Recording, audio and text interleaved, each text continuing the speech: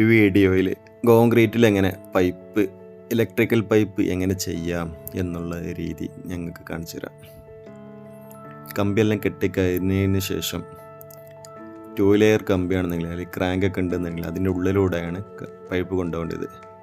അല്ലാതെ single കമ്പിയാണെന്നുള്ളത് കമ്പിക്ക് മുകളിലൂടെയാണ് pipe ചെയ്യേണ്ട രീതി. കമ്പിയുടെ അടിയിലൂടെ ഒരിക്കലും പൈപ്പ് ചെയ്യരുത്. എന്താണെന്ന് വെച്ചാൽ അവിടെ ക്രാക്ക് വരും. ക്രാക്ക് വന്ന് അവിടെ വിള്ളൽ വന്ന് കമ്പിയിലേക്ക് റെസ്റ്റ് തുരുമ്പൊക്കെ കയറാൻ സാധ്യത ഉണ്ട്. അപ്പോൾ അത് ഒഴിവാക്കിയിട്ട് എല്ലാവരും ഇങ്ങനെ ചെയ്യുക. ലൈറ്റോ ജംഗ്ഷന് കാര്യങ്ങളൊക്കെ വരുന്നിടത്ത് ഓഫ് സെറ്റ് അടിച്ചിട്ട് ഒന്ന് താത്തി വെക്കുക. ഓക്കെ, അപ്പം അങ്ങനെ ചെയ്തൊരു വർക്കാണ്.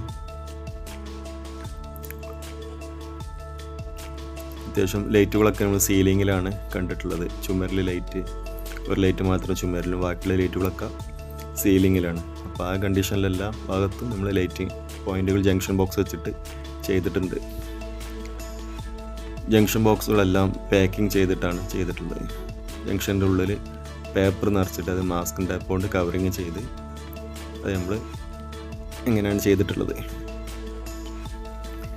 ഇതേവരെ സെൻറ്ററിങ് വരെ വർക്ക് കഴിഞ്ഞ് കമ്പി കെട്ടി കഴിഞ്ഞ ശേഷം 2 ദിവസം അവർ നമുക്കും വേണ്ടി ടൈം തന്നു. അങ്ങനെയാണ് ഈ വർക്ക് ഞങ്ങൾ ഫുൾ അതിൽ ചെയ്തത്. സെൻറ്ററിങ് ചെയ്യുന്നതിന് മുന്നേ തന്നെ ഞങ്ങൾ ഇതിൻ്റെ ചുമര് വെർട്ടിക്കലി ഇറങ്ങാനുള്ള ഭാഗം ആദ്യം കട്ട് ചെയ്ത് വെച്ചിരുന്നു. അതുകൊണ്ട് പൈപ്പ് ബെൻഡ് ചെയ്ത് അടിയിലേക്ക് സ്വിച്ച് ബോക്സ് വരെ കട്ട് ചെയ്ത് വെച്ച് പൈപ്പ് ഒരു ലെങ്ത്ത് പൈപ്പ് അടിയിലേക്ക് തള്ളി വെച്ച് കഴിഞ്ഞാൽ സ്വിച്ച് ബോക്സ് വരെ ഈ പൈപ്പ് അവിടെ കിടക്കും. ഓക്കെ, ഇങ്ങനെ ചെയ്ത് കഴിഞ്ഞാൽ എത്രയോ വർക്ക് സിമ്പിളാക്കി ചെയ്യാൻ കഴിയും.